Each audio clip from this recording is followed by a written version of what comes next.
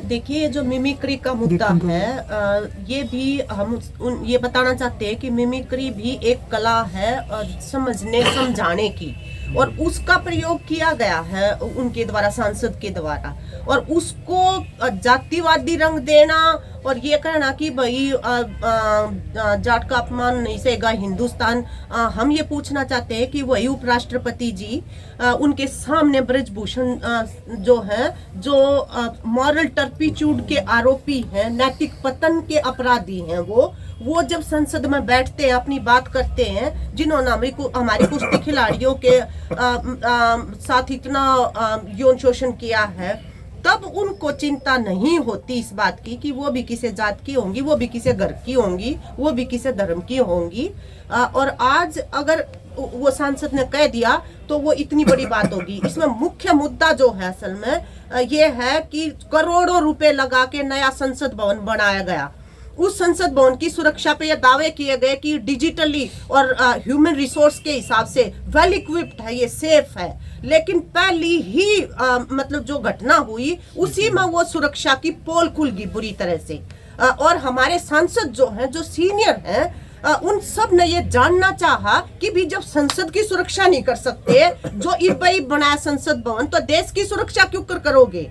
तो उसके ऊपर वो सवाल बिल्कुल जायज था, क्योंकि आज तक इन्होंने संसदीय सुरक्षा कमेटी जो बनाते हैं संसद की सुरक्षा के लिए, उसकी कोई मीटिंगें नहीं बुलाई है, उसका उपयुक्त तरीके से गठन भी नहीं किया है। तो ये वाजिब सवाल है हमारे सांसदों का। और जब उन्होंने ये सवाल उठाया तो अपने चोर के दाढ़ी में तिनका एक तरह से, तो उस टाइम पे उन्होंने तो ये भी करा कि जो बिल इतने जन विरोधी हैं एक तरीके से, जिनके ऊपर पूरा विमर्श नहीं हुआ है, सांसद तो बाहर फेंक दिए और वह बिल जो है वो एजेंडा पे ले लिए।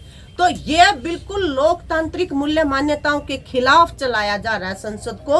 और सांसदों ने जो सवाल उठाए हैं वो बहुत वाजिब सवाल हैं, और उनको इस तरह से निलंबित करना ये घोर निंदनीय है। इसलिए आज यहाँ पे आक्रोश प्रदर्शित किया गया है।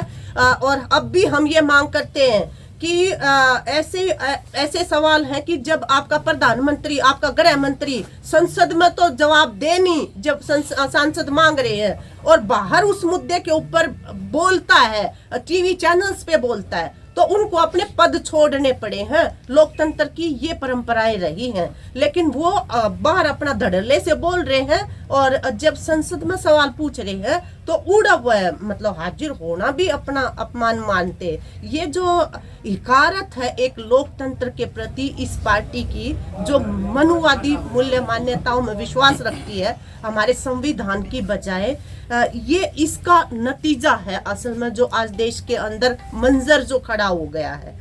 और हम ये समझते हैं कि देश के हर नागरिक को इस गंभीर समय के ऊपर एक भूमिका अदा करनी पड़ेगी।